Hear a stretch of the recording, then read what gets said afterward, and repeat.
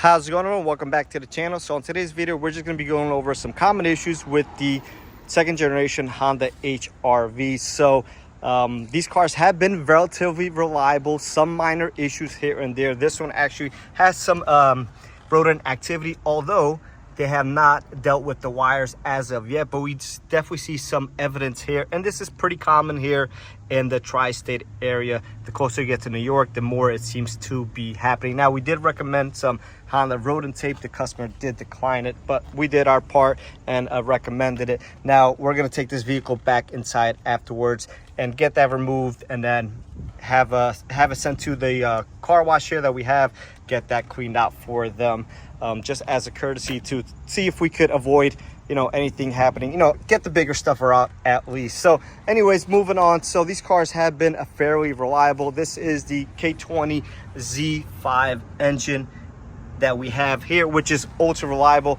My hunch is that this engine may get replaced with the Atkinson cycle engine, much like the 2025 Civic did. So we will see what happens here. Hopefully Honda stays with this engine. It is ultra reliable. We don't see any issues with it. I'm sure there are some out there. If you're a technician, if you're an owner and you've had some issues with this engine, make sure you do comment down below. But they have been relatively pleasing and good to deal with, and no overall major issues with them. So some issues with the vehicle are the rear window shattering. So this is something that Honda finally has a repair for, and we simply inspect it, and if needed, we'll get that windshield replaced for you. If not, then it's good to go. Now, I know some people have had this issue, so if you have, maybe you'll get some sort of reimbursement. I'm not sure, but that's something for you and Honda to kind of work out.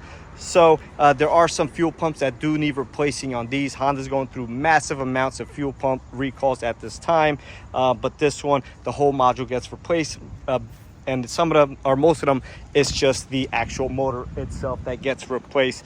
So another recall is a seatbelt inspection.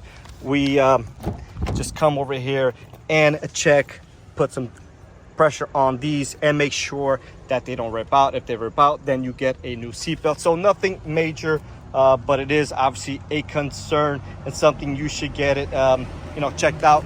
We've also have plenty of issues with the steering rack, or concerns I should say, and there is a service bulletin for that, to get the steering rack, some of the parts replaced and kind of re-greased and everything like that, and has been pretty successful for that. So I know a lot of you guys are constantly asking me about it. There is a service bulletin, so if you have this concern where it's kind of sticky on a highway, feels kind of tight, doesn't really return to where it needs to be, then that may be your issue. Take it into your local Honda dealer and they shall address it for you. As far as the interior goes, it is pretty plain, but plain is good. The less stuff they put in these cars, the less chance of stuff breaking. So the higher end vehicles have more nicer features, but that does come at a cost when stuff starts to fail. So the switch placement here is great.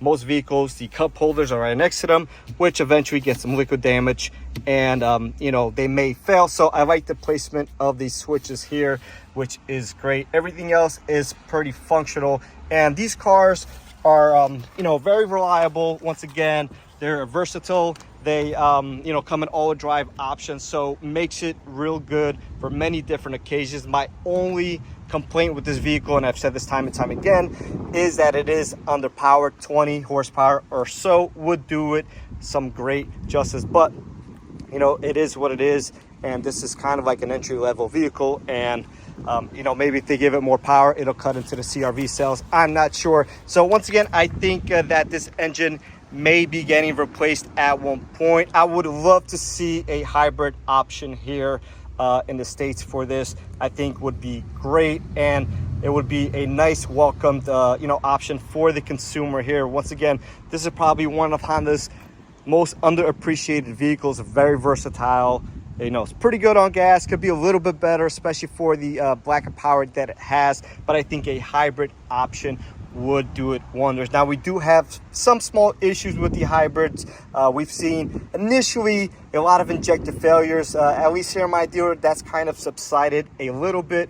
If you're still seeing injector failures on these hybrid engines and your technician for a Honda dealer, drop a comment down below. But it seems that it has subsided a little bit here, so it could have been a bad batch of injectors, and hopefully nothing like the 1.5T and the G series injector replacement that we've been doing on a mass basis here. So once again, the video is going to be a little bit short. There's not much to tell, which is great. They've been very reliable. Just to repeat it once again, doesn't come without its issues. Most of the issues are either have a bulletin or warranty, or something along those lines that the customer wouldn't really be coming out of as an expense to them anyways, which is great. So as these cars age, I'll do a yearly updated video just like this one, and if anything changes, I'll address it.